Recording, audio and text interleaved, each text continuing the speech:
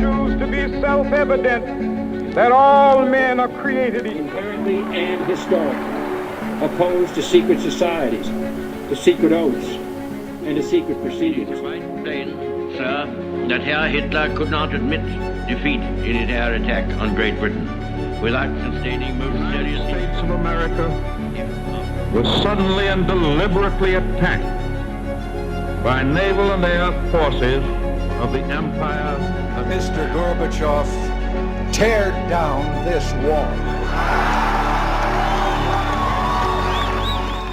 Hey everybody, welcome back to another episode of the Weekly Debrief. I'm your host, Kawa and Lane. This is my co-host, Lane Duhan. And we got a couple things to talk about in this episode. We definitely want to talk about the Iran situation. That's huge. It's all over the news, all over the international media. Everyone's on alert. Things are happening around the world for sure. We definitely want to talk about Trump and maybe get into him a little bit, his split with Elon, what that possibly could mean, what the optics on that may be, and what's really happening there. And then we'll maybe answer some questions at the end from some of the viewers that have been asking their questions for the last couple episodes, and also on different social media platforms like Instagram and Facebook, TikTok, stuff like that. So, Lane, how you been, man? There we go. What happened there? I don't know. You were talking and then you were gone. Oh, can you hear me now? Can you see me? Yeah, I hear you fine. You said we're going to talk about Trump, and there was just silence. Okay. You can't talk about Trump, dude. You better watch out. Yeah, so I basically kind of gave the viewers just a little summary of what we're talking about today: Iran, Israel, the whole thing, and we're gonna maybe get into Trump and Elon Musk a little bit too, what that could mean for the future between those two, maybe some optics and stuff like that. And then I said we're gonna answer some questions at the end from some viewers that we've been getting on different platforms. Yeah. All righty. So, what'd you do this week?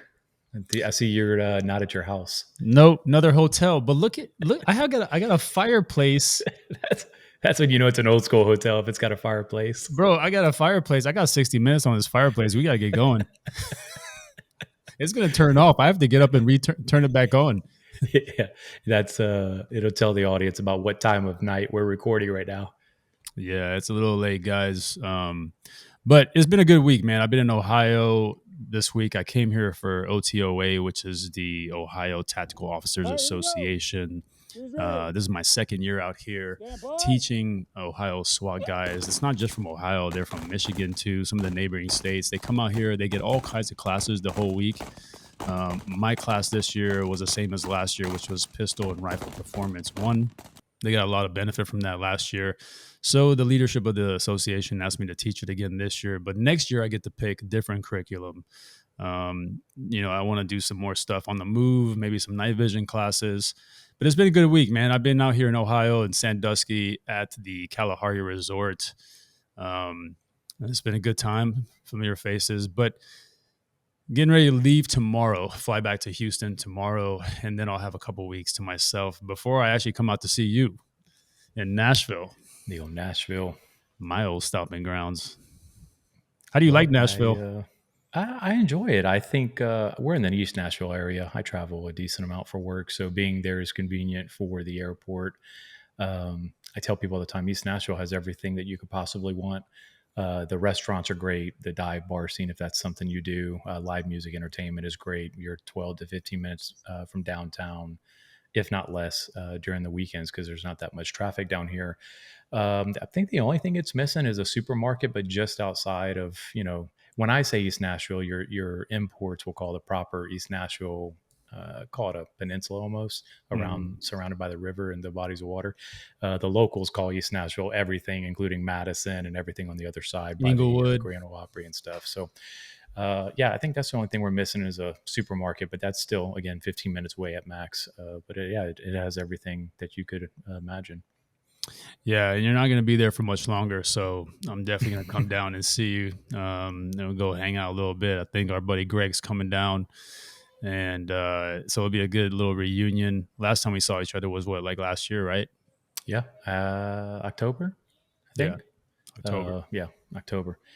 But yeah, this week I think I took a trip to DC for work. Back by Wednesday, my big boy job, if you will, and just closed up some stuff personal here.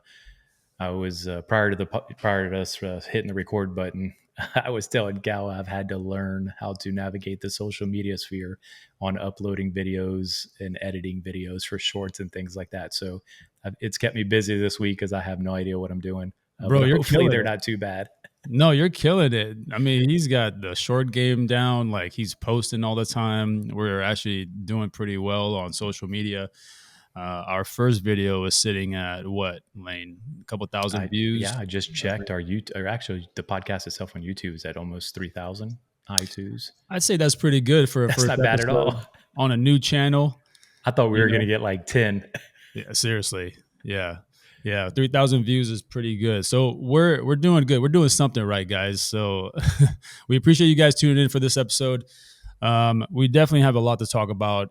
As we said, there is a lot going on. The word World War III is being thrown around like it's going to happen tomorrow. But let's get into this, Lane, because this is probably a big topic. We're giving it a certain amount of time, but we may go over a little bit just because of how complex it is. So I don't mind getting into it now. The latest, and we can get into the backstory here in a second, but the latest is that Iran just retaliated and started bombing certain places in Israel with drones and rockets, I believe. I don't know if you heard different. No, that's about right. Yeah, anything come out of that? Well, I mean, I think not to split this into two things. I think the first thing that I gravitate towards because of my probably that what I do for a job, just being in the defense tech industry, the drone game has changed things forever. You were able, what I'll say, I think it's a microcosm of what's happened for 20 years, Kawa, that you and I have been exposed to in Afghanistan, is watching militias, terroristic groups, their ability to inflict damage, pain, and enemy combatants in their perspective, kills, if you will, in war with low resource, low cost, low budget weaponry. You fast forward 20 years, a DJI Phantom comes out late 2000s. It's a cool toy to have, and before you know it, smart, innovative individuals are like, well, what about if we put a bomb on it, a grenade? And now that has transformed the character of warfare, I think, for, as long as I'll be on this earth and beyond.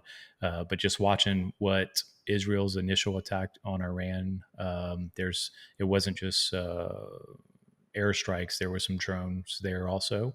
The Ukrainian strike in Russia that also happened. I don't want to throw us off here, but same concept: getting 18-wheelers and things staged, and then launching those drones against strategic bombers. I just think the threat of the drone, small UAS, tethered drones, which is probably last month or two, the evolution of tethered drones because of the denied environments, whether it be EW, RF, HF, signal propagation or denial of those certain remote control platforms is just proliferated from the Middle East over there in Eastern Ukrainian bloc, Russia border. So it's intriguing from the perspective of being a professional from the retired professional from the military and kind of looking at tactics and implementation thereof. But the fact that you can take out $2 billion of strategic bombers with UAVs, UASs, or drones, and or go attack nuclear sites in a country on their homeland. I can tell you this, and I think Iran's red line will always be, they run influence operations and things throughout the region, just like every other country does, including us across the globe. But I think a red line for every country is when you attack them within their borders. If you would ask them their perspective, their red line, and that's typically where that red line is for any country. Yeah, I mean, in this case, they're both using drones against each other. Drones are highly effective, highly agile, and now can be programmed as a swarm to hit one site multiple times or spread out and hit different sites.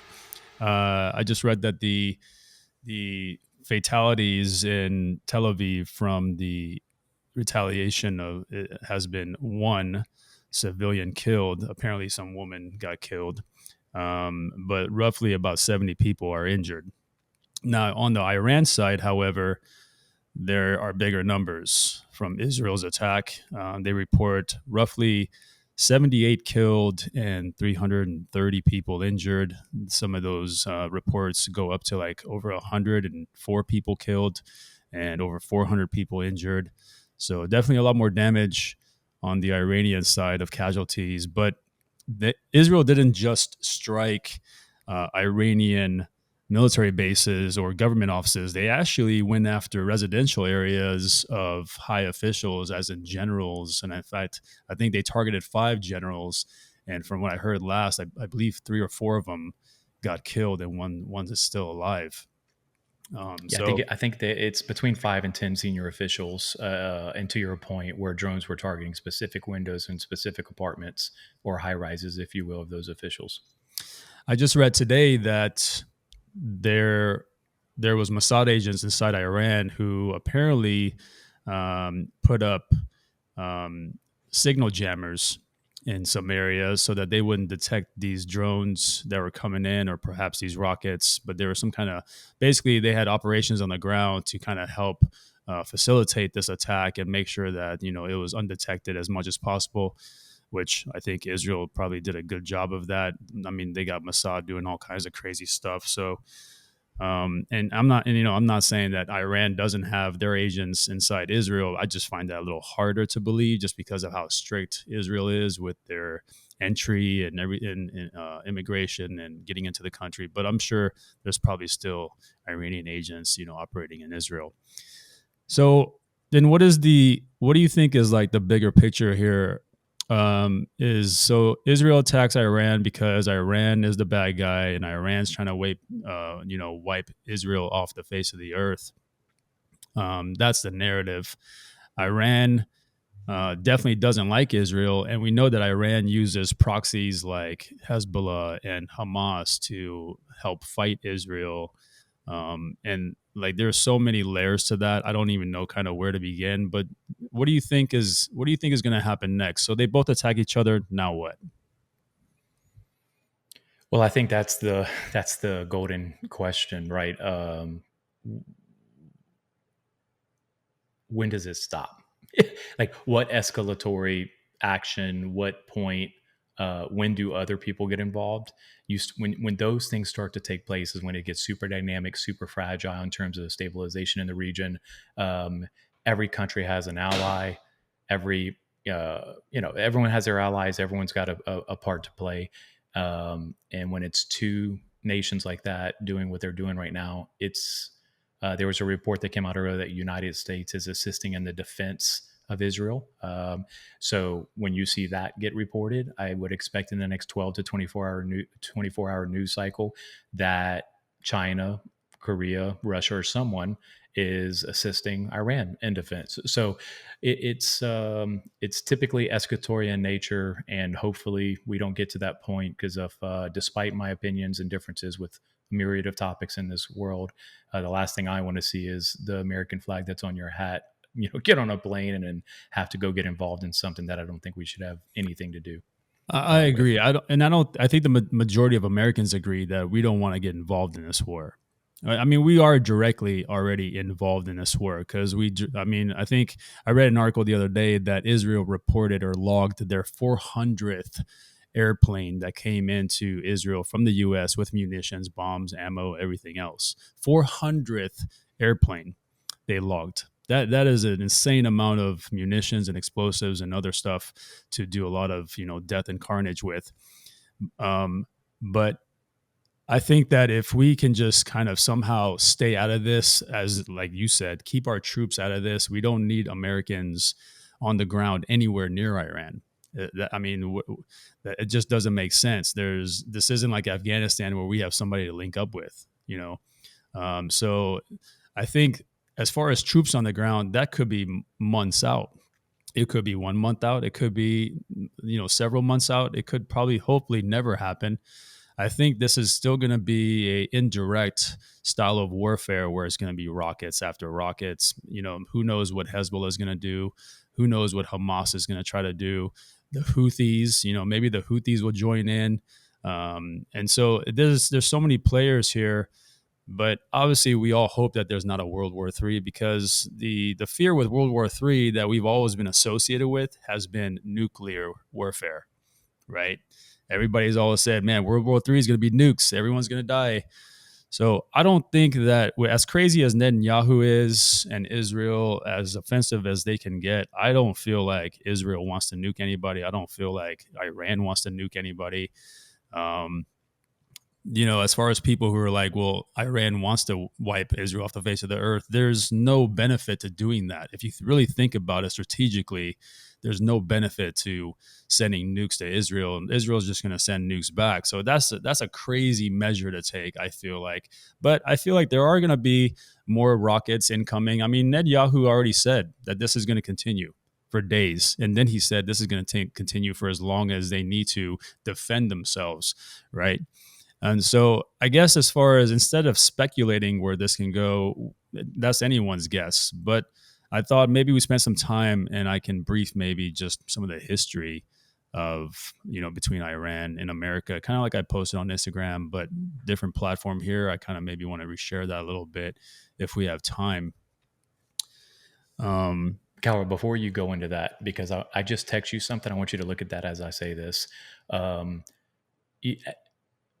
The reasoning behind the strike, from what I understand, was to degrade the nuclear capabilities of Iran and their development and enrichment of, nuclear technology and weaponization of nuclear technology. That was a purpose, right? Mm-hmm. But again, with everything, why are we droning apartment buildings and stuff like that? I know why, trust me. But my point being is, when Solani died, when we killed him in Baghdad at Bayat, the Americans, and did that strike, I saw the reaction and the followship, if you will, of that country behind that leader for IRGC, and they promised they will retaliate. We just took out 5 of those. Not we, sorry. Israel just took out 5 of those.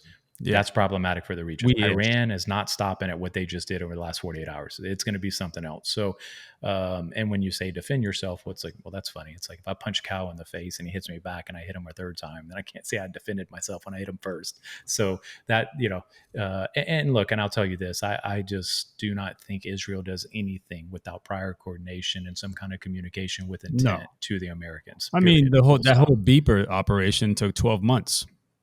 Yeah. This and the video I just sent you that I can't really discuss, in detail. The reason I sent that to you, because it's you guys, and I don't mean to be cryptic, but the technology, or the example of technology I just sent Kawa, is an example of what Kawa has expressed on many occasions. And it doesn't make someone's intent to harm someone any less impactful, but the bombs and the missiles that you see going into Iran, and the videos of the Iron Dome at work, and there's not a lot of precision there. There's just not a lot of precision. The difference is when you're seeing a fast mover flying at 2,000 feet altitude, dropping a bomb specifically on a doorknob of a door, or this technology I just sent Kawa, which is an ability to wear a cloth where you can't see thermal imaging, where you can't see the person's body under that cloth. So the point in that is that I know the company that makes that technology. Yeah, and there's other forms of this technology that is in liquid form, and I'll let your brain do the imagination. But the point that I'm making is that they have access to technology and progressive weaponry, if you will, for the century that we're in, that is not comparable to other countries. And I'll just remind this, and I'll shut up and I'll let you go in, Kawa, is that I say this all the time. People fear Russia, fear Iran, fear China. I'll tell you this has always been my fear, if you will. I am confident, like a typical American, probably too egotistical, that against any single state action or state actor, we will win. I didn't say we won't take casualties. I didn't say it would be horrible. You mean like a 1-on-1 with anybody in the world? One on us versus anybody. No That's handcuffs. I tell people all the time, we took Iraq over in 3 days. People forget with people on profile. Yeah. So and it was because we dominated the air. My vision or my imagination says what we don't want is that World War III scenario where it's Iran, China, South Korea, all of our Russia, quote unquote enemies all together. That we don't want that. Lastly, I'll leave it when Russia took over Ukraine or went to Ukraine. dude, they struggled to take that place over for months, and they still haven't technically taken over. If we would go to Ukraine, that whole country would be on lock in 2 weeks tops, if not sooner. Yeah, I mean, you're right. America versus anybody in the world, toe to toe, we're gonna hands down win with one hand tied behind our back. But that's not the case. It's not the case anymore. It can't be. That's why there are peace treaties. That's why there are alliances. And so countries know at this point that, especially controversial countries like Iran, China, Russia, they know that America and the West are not their allies. They won't be allies. So they have to stick together. The people in the East have to kind of stick together. And it's smart, and no one can blame them. Nobody wants to be isolated in today's day and age, especially if you're in a country where, there's a lot of controversy and you have tensions with, people like Israel.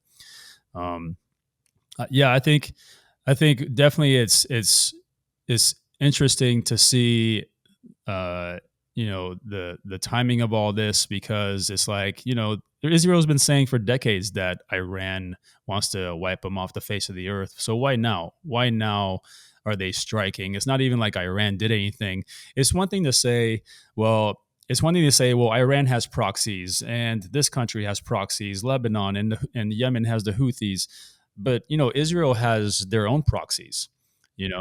Uh, and this could be, some people will say, well, that's kind of a conspiracy theory, but it's not a conspiracy theory when Netanyahu admits to being connected to ISIS-like gangs. What do they really mean is ISIS, and have their own proxy fighting on their behalf. And why do you think Syria is allied with, Israel now? So yes, even Israel has their proxies. And if you really think about it, Israel is our proxy in the Middle East.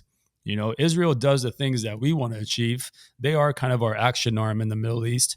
Our intel agencies work together, but Israel is very able to action items in different parts of the world because of the technologies that we give them, because of the amount of money that we give them, and obviously the unconditional support as far as our government and military goes. So, but I guess maybe I want to give you guys just a little bit of background, and I don't want to just ramble on forever. So I kind of want to break this down a little bit, and then allow Lane to maybe interject and ask some questions. Not Israel, but Iran and America's relationship goes back to the early 1900s. There wasn't much going on between the countries, but back then it was called Persia Minor.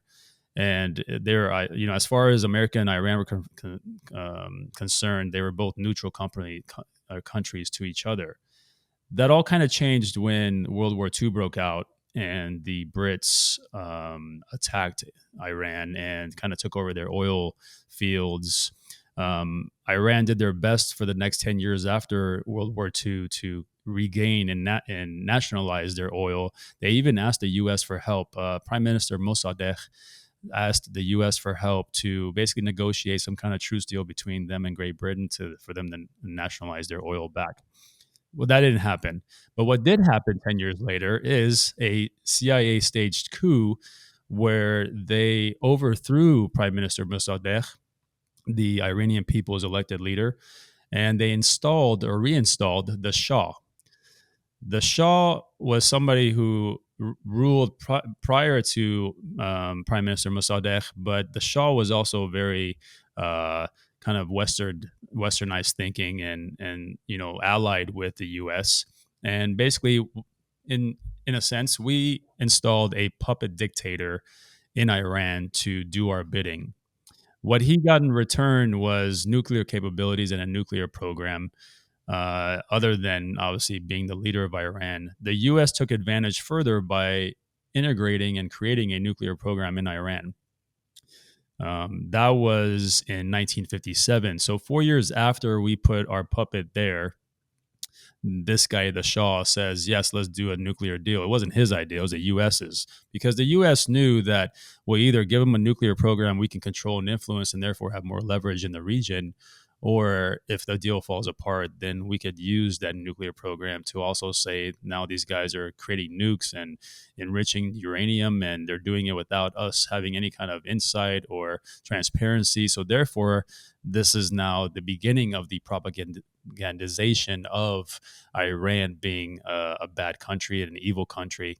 But it wasn't that way in the beginning. We were all friends. We shared secrets. We stood up their nuclear program. But what happened was now 26 years of tensions rising within the Iranian people. I mean, Lane, nobody wants a puppet dictator installed in their country. Like, we don't want some other country having influence over people that, become presidents and politicians. However, we absolutely do have that influence from Israel and lobbies like AIPAC. But it's kind of hypocritical that it's the playbook. While we install people that will work with us, or we villainize them. But in this case, the people didn't want this guy in charge. They didn't want the Shah in charge because the Shah was basically just giving in to everything Israel and the U.S. asked for. So fast forward 26 years later, in around 1979, the Islamic Revolution happened in Iran, where they overthrew the Shah. I'm not sure what happened to him, but now comes Ayatollah Khomeini, the supreme leader of Iran. Also very popular within the people because, Iran's a heavily Shia country. But the thing is, the reason why they accepted him so hard is because the same reason America voted for Obama. We wanted a drastic change in this country. After, who was it? Bush? Who did Obama replace? What am I? Bush. Yeah. So like after Bush, and I think that's why Obama won, because people were like, no, we want a drastic change, no more wars. And here comes Obama. Well, same thing, so the Khomeini comes from out of exile from France. He's been in France this whole time because when the Shah was in charge, they probably would have killed that guy. But after the Shah was overthrown, here he comes, and now he's the leader. But with Khomeini at the helm now, he wanted no part in having relations with the U.S. He wanted no part of that whole arrangement where now the U.S. has so much control and influence over Iran. And he said, he didn't say sorry, but his idea was, we need to get rid of the U.S. embassy. So what they did was they staged an operation where they went into the U.S. embassy in 1979, and they took roughly 60 Americans and some Iranian personnel hostage. But they held them hostage for 15 months. So 15 months these people are over there while negotiations are happening and other things are happening. And on the military side, there's like secret operations, that are there are secret operations that are going, like for you military bubbas, Operation Eagle Claw, where they try to do a hostage rescue attempt. But that was a catastrophic failure where we actually lost a bunch of tier 1 operators and really good dudes. So that didn't work. But also known as Desert One. But finally, 15 months later, in 1981, a hostage release agreement was signed. It was called the Algiers Accord, signed on January 19th of 81, where the hostages were released. But don't forget that a year before that, the Iran-Iraq war happened. You remember that? Mm-hmm. So Iran-Iraq war happens, and that's like an 8-year long war. But whose side do we choose, Lane? Did we choose Iran or did we choose Iraq? I think we all know who we chose. I mean, why would we? Well, instead of maybe this could be an opportunity for us to reestablish diplomacy with Iran. Maybe talk to the Shah, not the Shah, but the Khomeini, and say, all right, look, we know you're in charge, but let's try to work out some kind of deal. They chose to side with Iraq, and it makes sense if you think about it, because Saddam was our guy back then. We put Saddam in charge. When Saddam was a younger dude, he was an asset. He was a source for us. And like I said in my IG story, some people think he was on a kill team, but we definitely put him in charge and made him the president of Iraq. So naturally, we side with them. But also, Iran takes that as a hostile kind of threat because now we're siding with the enemy. So that further now increases tensions between Iran and America. But this is an 8-year war that's now in progress. It just so happens that when the war also ended in 1988, I don't know if this is why it ended or if it was just coincidence, but in 1988, the United States Navy shot down a commercial airline over the Persian Gulf, killing, from Iran, by the way, an Iranian commercial airplane full of 270 people. About 70 of those were children. And that, like, I feel like that is pretty much when something like that happens, and the U.S. admitted to it. I think they even issued like an apology, but it's an act of terror.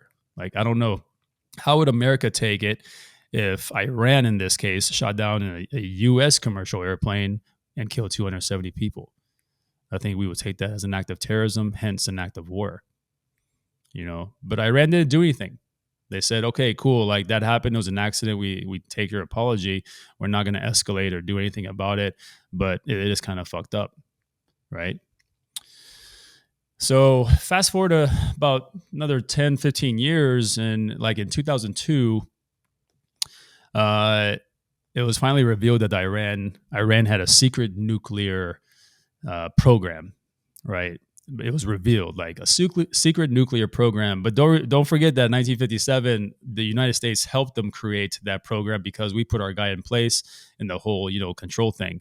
So we definitely knew about it, but it was a strategic move. It was again propaganda to say Iran has nuclear weapons. They're doing this. They could attack us. They could attack Israel. They could attack Iraq again, since they just came out of a war. And so that also, tensions grew from that. But in 2015, when Obama was in office, he actually signed a nuke deal with Iran, where now we had transparency into their program. It also limited the amount of work that they could do for uranium enrichment and nuclear technology. So it was a good deal. And I think it was one of the few good things that Obama did was, all right, let's try to work with them on this so that they don't do anything crazy, but also, we have some transparency. Well, in 2018, Trump comes in and breaks that deal, right? We don't know why he breaks that deal. It's probably pressure from Israel and AIPAC and all the Israeli influence in our government. And so he broke that deal. But I don't know. You could look at it a couple ways, Lane. You could look at it as, if we work with Iran, maybe we have capability to gather intelligence, right? And on the other hand, somebody could say, no, why are we working with Iran on a nuclear program? Like Israel could say that, So there's kind of two sides of it. Why are we working with Iran in the first place? And then the other sense is, well, if we work with them, we could maybe at least gain some intel and kind of curb it or something, right? And so a couple more things happen that kind of bring us to present day. In 2020, Trump orders the kill of the IRGC commander, General Soleimani. Mm-hmm. There's a rocket strike that got him.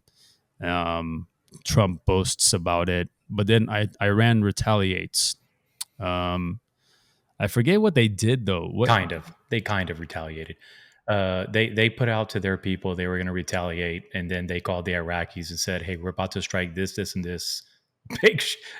Make sure people get to cover because." And I just for awareness, I was in country when this happened, and then we had a warning 2-hour window when the ICBMs were going to come in, where they were going to come in, and I think 1 or 2 contractors got some concussion issues at the time, which at the time was not publicly releasable information, but to this date, did anybody get killed? No. People were in bunkers for 2 hours before the first round landed. Like, we knew an attack was coming. Okay. So I say that just to show people of how, like, all these countries are, full of what.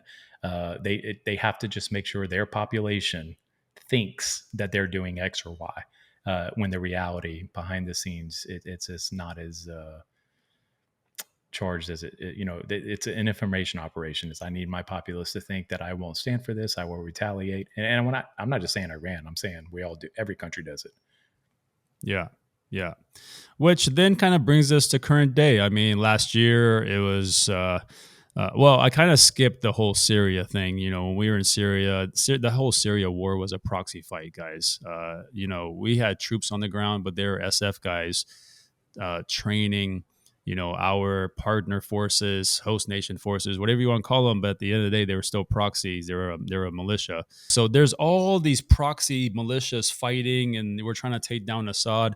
And the whole thing with Syria and why that happened in the first place is because we had to break up the land bridge that goes from Iran to all the way to Israel. And that's what Israel's big concern was. They also, that's part of their bigger idea for Israel is Syria up into Damascus. If you look at the Greater Israel Project, that's part of their plan. That according to them, that's their land.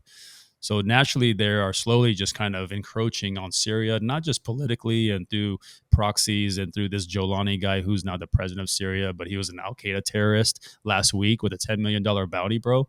How do you go from Al Qaeda terrorist on the most wanted list to shaking Trump's hand in Saudi Arabia?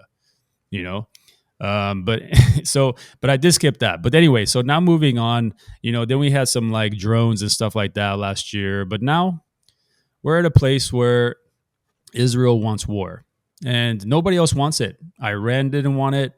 U.S. on official scale doesn't want it, but we know official doesn't mean shit in our government. Israel definitely wanted it.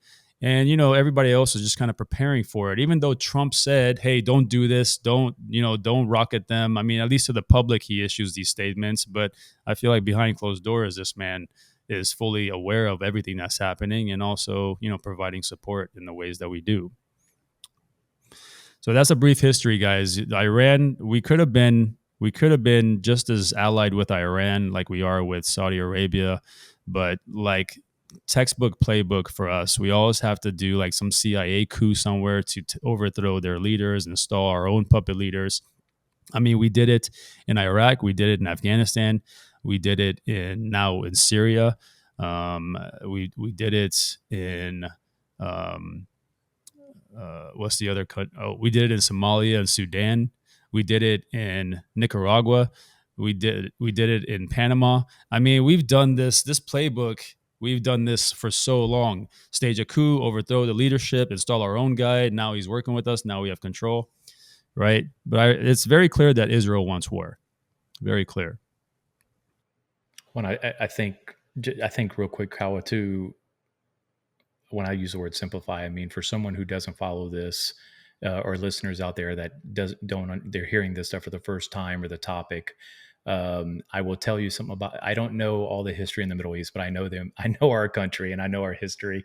And I'll tell you, I think I agree with your obviously recollection and recall of all these events that America's been involved in and our part in it. What I'll tell people from a simplistic perspective is that America is a very jealous boyfriend. Whoever we date, they can talk and date to no one else.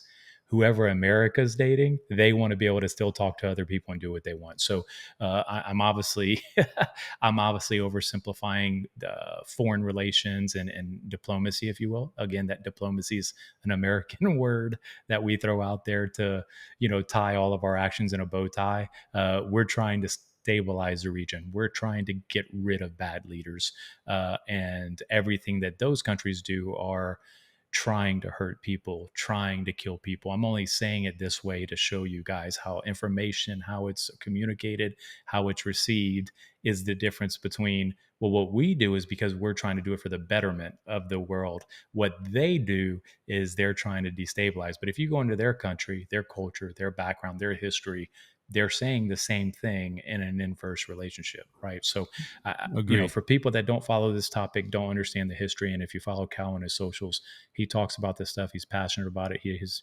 researched and I'll tell you what, whether you know the history or not, the reality is, and I've told Cal this too, right? I think Cal could acknowledge everyone's hand in this, right? America's gloves are not white and clean, and we have influence all over the globe, and we utilize our economical powers in many ways to destabilize or stabilize areas that benefit us in the long run. And to the point, I've been in the Middle East, and I've had to work with and against IRGC in our region, Everyone calls them a proxy, and there are countries that are allies with us, such as Israel, that you could argue their actions are proxy for us. So, uh, you know, I again, mean, I would just offer to people Iran to, had their proxies in Iraq when we oh, of were course. I mean, they were right during the outside my gate in invasion. Mosul. Yeah, during the invasion, they had proxies in Iraq. Mainly supporting the Shias and stuff, but still. So I think what's going to happen next. I mean, we've already started evacuating personnel from our bases and some other places in the world.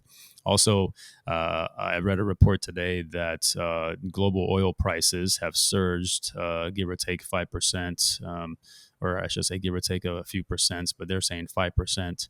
So oil prices go up already. So already we're kind of suffering from this, and we haven't even really started yet.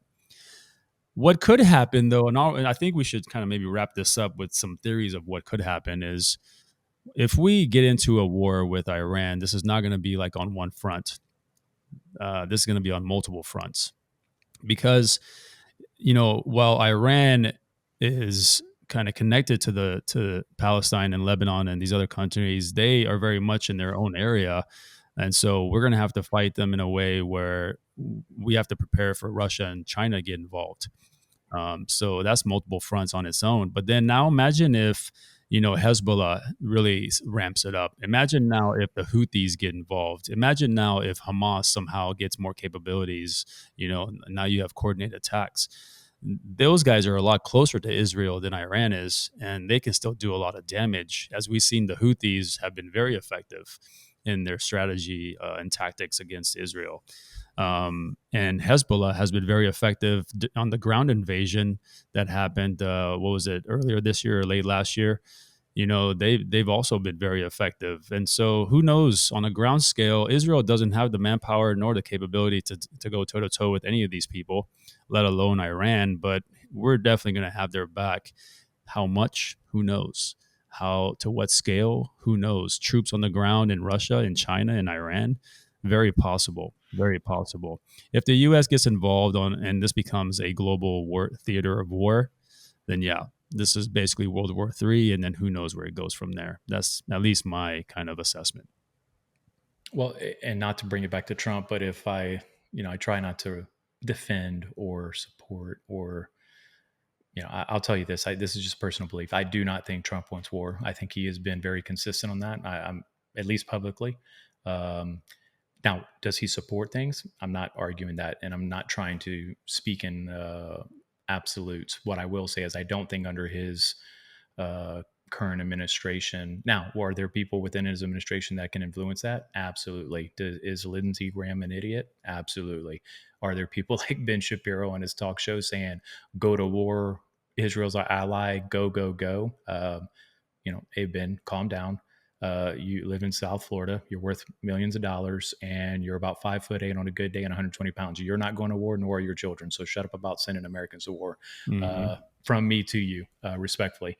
But there's a lot of people out there that are warmongers that couldn't bust a grape at a fruit fight. And you want to talk about that frustrates me is when I see American citizens calling for war, calling for combat, whatever, knowing that their children aren't serving. Their children aren't serving up the military. So to preclude us from going down that route and a passionate topic about it, I'll stop there. But I think my point kind of, I don't think Trump wants to get us in these conflicts or directly, right? I think he's willing to support and shape operations, if you will. But us getting on the ground, I don't know is a reality under him. Yeah, and to support what you're saying, I mean, he has said that he doesn't want to get involved, but he also says that he's ready to defend Israel as well. I mean, that's kind of cryptic. Also, Pete Hegseth, who is now the SecDef, he just testified before the House Armed Services Committee when they questioned him, will America attack Iran? Will we basically go to war? And Pete Hegseth couldn't answer that. He was dancing around it. So if we didn't want war with Iran, if we weren't going to attack, he would have just outright said that. No, the president of the United States has given strict guidance to all his cabinet members and everybody that we are not going to go to war. That was a very easy answer if that was the case. He could have just said that. But the fact that he danced around it and they had to ask him in several different ways and he still kind of danced around it could mean that, we're hearing one thing from the president, but maybe the president and his cabinet have a very different thing in mind. So the future is going to be interesting. The next couple of weeks are going to be very interesting, guys. Definitely pay attention to that. And we'll definitely cover this in a future episode as we get updates. And I would offer to with Pete Hegseth, and for everything he is and he isn't, I'll tell you this, is that people have covered his lack of qualifications, and I don't really need to get into that. What I'll tell you is the difference between a Pete Hegseth, if you will, and a retired four-star general or a career-long defense, Department of Defense professional is oftentimes they are very skilled at treading that narrative line of, I can say something that isn't directly supportive of the president and administration's public, releasable information or messaging, and back that with 30, 40 years of experience versus PK Seth, where the nature of politics these days is so binary, whether you are all the way on this side and loyal to the administration you serve, or you're on the other side of the fence and you're the enemy. And I think that's why it puts Pete and other officials within the administration, when they're testifying or whatever, if he said anything on the middle of that line of like, well, no, X, Y, and Z, then it would have been like, oh, Pete Hegseth doesn't support Trump's plans, or does it? Like, it's just, everything is so charged that it's hard to kind of value a statement at its face value, and or if it's hyperbolic. So that's the world we live in right now. And everyone knows that if you have to show a certain level of loyalty while serving President Trump in a political appointee position, or he will fire you quicker than, or have you resign the next morning. So, well, hey man, speaking of loyalty and getting fired, what's going on between Trump and Elon Musk? If you want to shift it's gears. A board game of Rock'em Sock'em. Have you ever seen the board game where there's two figures and they have two hands and you hit the things and they punch them? Yeah. So that's what's happening. And the funny part is since they've tried to make up publicly, they don't know how to do it, because you have two egotistical rich people who have never really had to say, I'm sorry, I was wrong. So they're trying to yeah, he does like me. I think he likes me. Yeah. And then the other one's like, I think I said some strong things last week on Twitter. Yeah. I mean, it's weird because for example, the thing that kind of broke them up is America's one big beautiful bill, Trump's one big beautiful bill. Like, that's kind of what kind of broke them up. I mean, we don't really know, but as far as what they put out and stuff, because Elon, once they broke up, then Elon started criticizing, Trump's bill as just this, I think he said, like, it's a disgusting abomination, which is pretty harsh, but it's also a huge bill. Now, that bill took forever to write up. I mean, probably even before Trump was in office, they started working on drafts of that bill. Elon was with him that whole time. Surely Elon knew about, where the money is coming from and going in all this legislation for that bill. I mean, but then I don't understand why Trump would just let him go and kind of dismiss him. And then there's like these little jabs and stuff that they're taking at each other. But also the one big one that was like made me think that it was actually real and not just for optics was when Elon's saying, the reason the Epstein files are not released is because Trump is on them. Right. Which is a pretty big accusation. And we already know that Trump and Epstein were friends for a long, long time. We know that Trump went to Epstein Island. He was on those logs, and we don't know the extent of their relationship or what all kind of shady stuff happened or what they have on Trump. But the relationship was definitely there. As far as, Trump showing up in some video on Epstein Island doing something, I don't think we're ever going to see that because Kash Patel decided to renege on us on that one. But I don't know, like, as far as Elon goes, I felt like he was kind of in it for the contracts a little bit. And yeah, he was in it for the limelight and he was in it, for maybe other stuff. But, Trump saying that he's going to cut his government contracts. And I mean, I don't know. Is this an optics thing, dude? Is this just like for show or... And honestly, why do we care about Elon Musk anyway? The dude's not even American. He's South African, for God's sakes.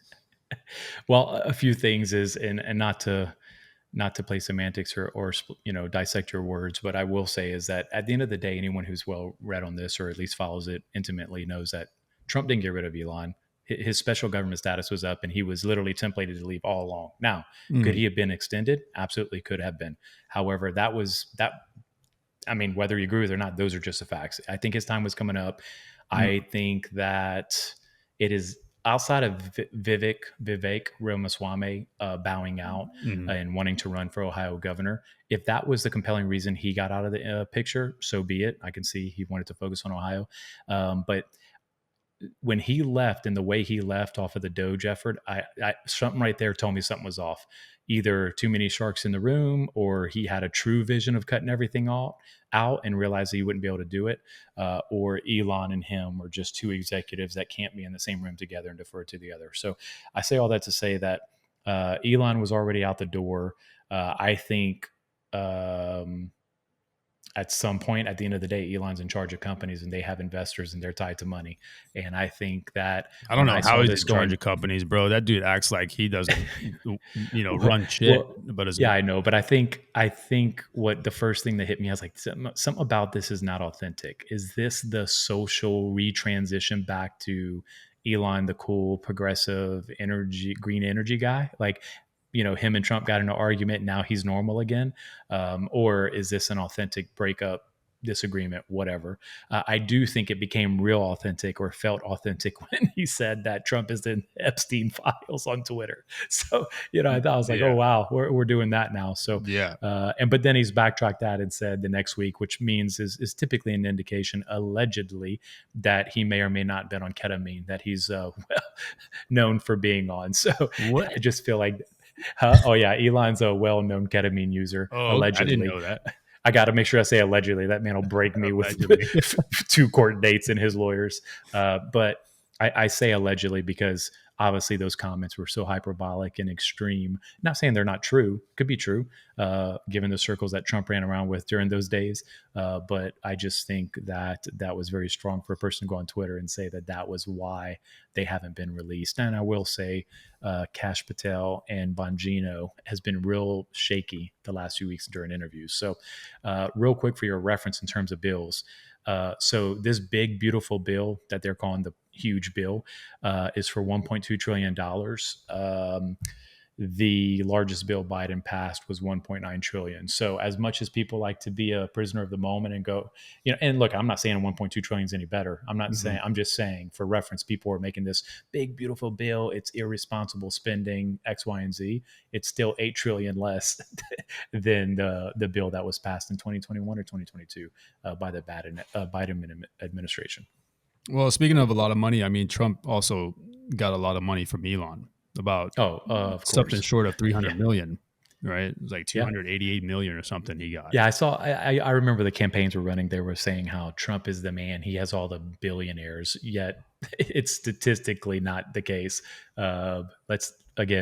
Kamala Harris's campaign burned $1 billion on rappers and whatever else, Beyonce and whoever, Oprah. Yeah. So it is what it is. But Elon has definitely carried the water for Trump, I believe, when it comes to his campaign funding. Yeah, I think influence. Kamala's in debt now. Aren't they trying to get her to pay that money back? That she I don't want to go down this. We don't have enough time. About campaign finance laws need to get updated. There's no way that we should be able to burn $1 billion on a campaign. I read somewhere. I thought it was like 80 million. She's in debt or something, or the campaign was in debt 80 million. Like, how do you? Anyway, go do some debates. Take a little tour bus around the country. Do your thing. Go to the swing states, but in no world should we be able to raise and or spend $1 billion on a presidential campaign. That is insane. Insanity. No. You could solve world hunger. You could solve the United States homeless problem, veteran suicide. You could solve so many problems with that money, and it's nowhere now. It's sitting in a bunch of rappers' pockets and other people's pockets who got paid to support the campaigns. It's insane. Well, we'll see because we'll see where this goes because Elon's already lost a lot of money from some contracts and stuff. I mean, the trust is broken there, but when you donate $288 million to a presidential candidate, that doesn't just get brushed under the carpet just because now mom and dad have a little fight, So even though trust is broken, I'm sure that Elon will come back into the picture very soon with that. So, well, we got a couple minutes left in this episode, Lane. I know that you had pulled some questions from some of the other platforms and YouTube. I think you put them here somewhere. Let me see here. Yeah, I'll ask you the one that I know that the person that Oh Lord, submitted don't this ask me the really one that wants I to think hear it. you're gonna ask me. Don't ask me the one that I think you're gonna ask me, bro. You got real serious for like 30 minutes on the pod. We got to get a joke or something funny. And trust me, I'll join you too, because I got this is where I think my reputation online is going to start going downhill, because a lot of my personal opinions, I've never had a camera in front of me to express them, but here we are. So uh, the question was posed by a mutual friend of ours. Why do you love Tim Kennedy so much? Why do I love Tim Kennedy so much? Yeah. Why? All right. Well, clearly that's sarcasm because everybody knows that I don't like Tim Kennedy at all. Um, Before Tim Kennedy's, stolen valor stuff came out and all his, um, super like crazy stories about carrying 50 grenades in his rucksack and I mean, and then the last thing I saw from that dude is I think it was somebody he took a picture of, like a soldier that had like a SF tab, not an SF tab, but an airborne tab with the SF, with the special force or the USASOC logo, and his caption is just dumb about if you see one of these, this guy's dangerous. If he has two tabs, man, it's something. I'm paraphrasing, guys, but it was just dumb. It was typical Tim Kennedy. I don't like Tim Kennedy. I've met Tim Kennedy. I've talked to him a couple of times. We actually had more conversations on Instagram. We've had about 3 conversations in person. And I'm sorry, I just can't get behind this guy. I see right through him. I'm not saying I'm the best guy ever, it has nothing to do with his Green Beret stuff. It's just him as a person that I can't get along with. And so, he does things and says things and kind of puts his foot in his mouth all the time. And now he's under heat for all the stolen valor, the stuff that he wrote in books that apparently weren't true. Now, a lot of SF dudes that served with him and some other people are coming out and kind of exposing him for the lies and super embellished stories that he's been telling. So no hard feelings towards Tim Kennedy, but him and I will probably never be friends. But never say never, I guess. Well, I'll tell you to not add on or pile on, but I'll tell people this: people that aren't from the veteran community, here's a hint or a secret to pick out the bull. The truth is simple and the lie is complex. So when you hear Tim Kennedy providing justifications and or his explanation on his stories and how he meant this, but it came out this way, or the Bronze Star was submitted here, like, look, guys, it's simple. Hey, Lane, do you have this? Yep. When? 2007. Why? Where? What happened? The answers just come out easy, and there's usually a person or two to validate the story or a article. There's something, right? Not everything Green Berets do are top secret information. You know what I mean? And this guy makes it seem like he took out presidents and rescued people on targets all the time. And I don't mean to minimize veteran service, but I'm here to tell you a lot of the tier 1 and direct assets in Afghanistan, Iraq, the raids sound crazy, and some of them are. Some of them are very simple. They're snatch and grabs. It's you're on the X, you're off the X, not a single bullet's fired. Others are lots of bullets fired. So all I'll say is anytime someone sounds like they're telling you the script of a movie, they're lying. 9 times out of 10, they're lying. I don't care whether they're a Green Beret, conventional force guy, Ranger, whatever they were, PJ, those are, whatever. I'm not going to start listing out people and creating enemies, but the lie is complex. The truth is simple. So again, I'm not a biggest fan of the guy. I think he's a cheese, and I'll try to keep my language clean here. I think you could finish off that statement, but he just says the most cheesy things. He tries to overemphasize service and veterans and the importance of it, when it's just like, dude, you're a person, you chose a career, did a good job, and your team sergeant from SF, who's also a very prominent Delta team leader, said that you overemphasize things and you had an attitude problem. Yeah. And the entire team had to beat you up before you realized that simple lesson, shut up just a little bit. So yeah, it seems like I have a personal vendetta, but I got a lot of opinions on a lot of popular veterans out there. All right, let's get to the next question. We gave him enough time. Yeah. Here, I mean, we've already talked this, so we don't need to do that. What else we got? Who do you want to have on the show in the future, and why would you want them on the show? Who would I want? I mean, there's a lot of people that I definitely want on the show, but I'll just name a few right off the top of my head. I would love to have Candace Owens on the show one day. I would love to have, Tucker Carlson on the show one day. And I don't want to just stick to one side of things. I want to, kind of hear from other people too. So Charlie Kirk, you're more than welcome to come on to the show. Ben Shapiro, I would definitely love to have you on the show. So there's definitely a lot of people, and I know most of these people kind of revolve around, kind of political activists or analysts or whatever you want to call them. But there's also, some other people I want to invite. There's some local people, because here, like in Houston, well, I'm not in Houston right now, but in Houston, there's a good friend of mine that's running for sheriff of Harris County. And I would love to get him on the show just to talk about some of the local stuff that he wants to change in Houston, because Houston's crime rates are just spiking, just rampant. It's kind of crazy in Houston right now. I'm not saying it's Chicago by any means, but it's kind of going that way. And plus, we sit on the border of Mexico, so we have those issues as well. Yeah. So, what about you though? Well, the first one, I think if we could get, in a dream world, if I could get you and Bassem Youssef and Ben Shapiro to sit at a triangle table, or you and Candace Owens on one side, or you and him on one side against Ben Shapiro. And dude, Candace Owens would whoop Shapiro's ass. You mean like a fight? Yeah, we would. Well, I don't know if they'll ever be seen in the same room together, because apparently they don't talk, and she probably has an NDA in place from her, separating from the Daily Wire. Candace will whoop her ass, bro. Yeah, she's but again, I think that that's an easy one for me, because I think they would do far better at entertaining the audience than I am when you get going about the Middle East and the history of that. I'm trying to think of someone I really. I'm trying to go away from what we just mentioned. What about like athletes? I know you're a sports guy. Dude, athletes have been, the last 10 years has been tough for me. You don't want Shannon Sharp on the show? No. Not interested in a 60-year-old man who's dating 18-year-olds and getting sued. Well, I guess he's not coming now.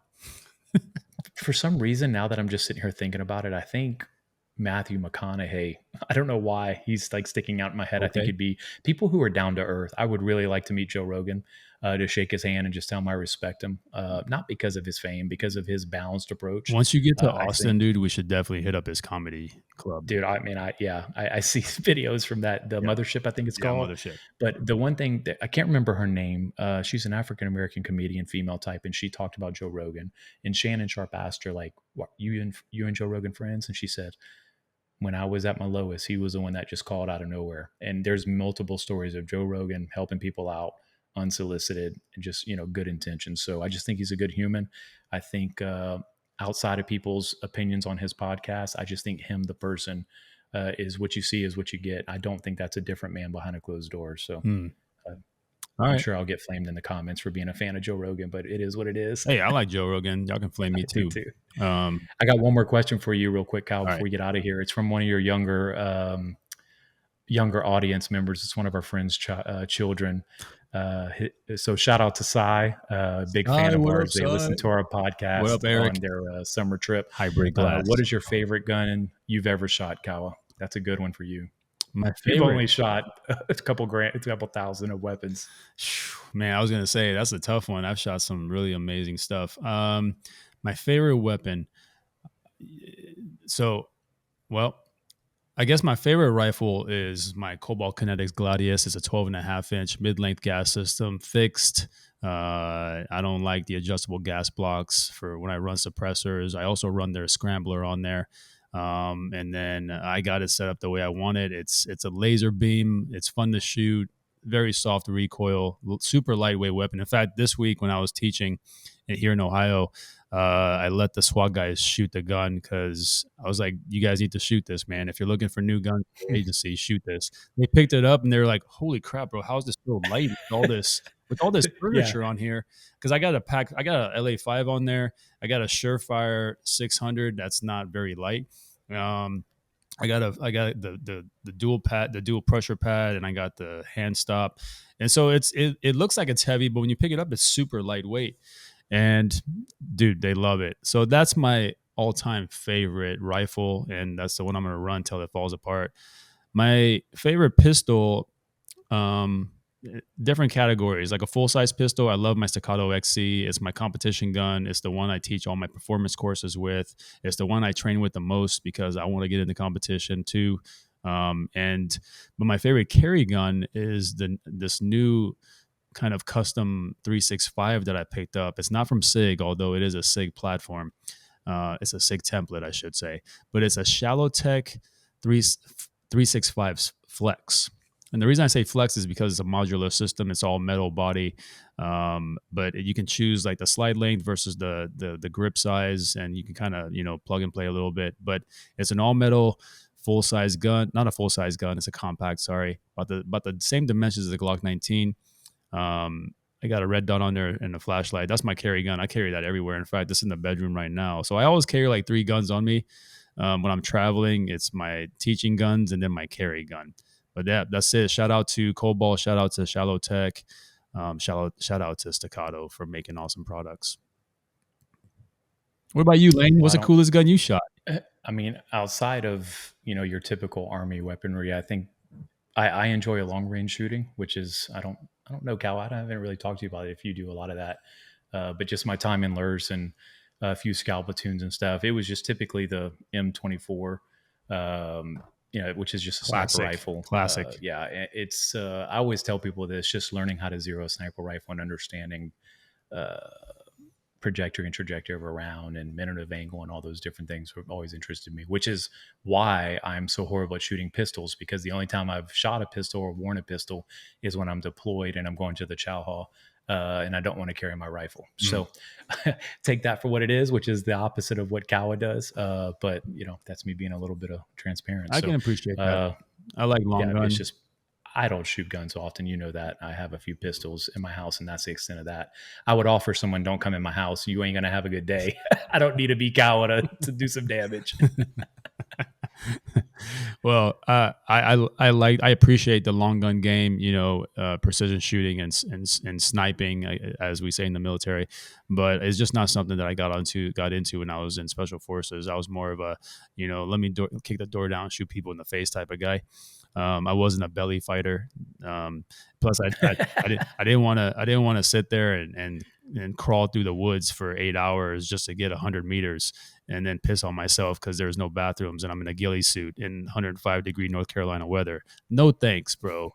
Okay, so y'all that love it, hey, more power. But on the civilian side, I love it. I have a 308 that I build bolt action, and I'm starting to kind of learn on that, or I should say relearn.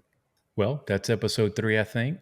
That wraps up. We appreciate the questions. Feel free to reach out to us, whether it be through the comments and or the email that's in the YouTube link for any questions you have, or reach out on any of the socials, and we'll make sure to integrate those questions and feedback into the next episode. Last 10 minutes of every episode, we'll try to cover some supporters and or fans or comments that were addressed. And I think we saw one comment on YouTube saying, what do y'all know? Debate me. Kawa says, fill out the form because your podcast, you fill it out. It's like, I don't know if that's a real human or not, but nonetheless, I'll go ahead and outro myself. Then you can close it out, Kawa. Just like another week, and keep moving, love on your people, and God bless. That's it. All right, guys. Well, that's it for this episode. As always, don't forget to subscribe to the channel, like this video, like all of our videos, comment. Your comments obviously push us in the algorithms, your views, all that stuff. Your feedback is appreciated because, these questions were pretty cool to answer. This is the first time we did this. We should probably make this a routine thing. And in the future, we're going to have a place for you to donate to the podcast. If you like us that much and you like the podcast and you find the information, one, accurate and factual, but also you like some of our stances, then, it's nice for you guys to donate a couple bucks here and there, because that's just going to go right back into this podcast. Again, eventually we're trying to get into a studio, be co-located, get a little more professional. But for right now, we're just traveling podcasters.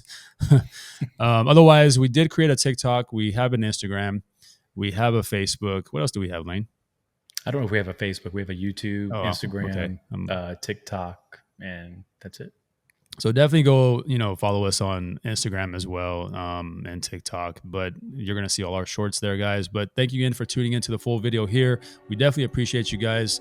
And with that, have a good weekend. Cheers, guys. Bye-bye. Good night.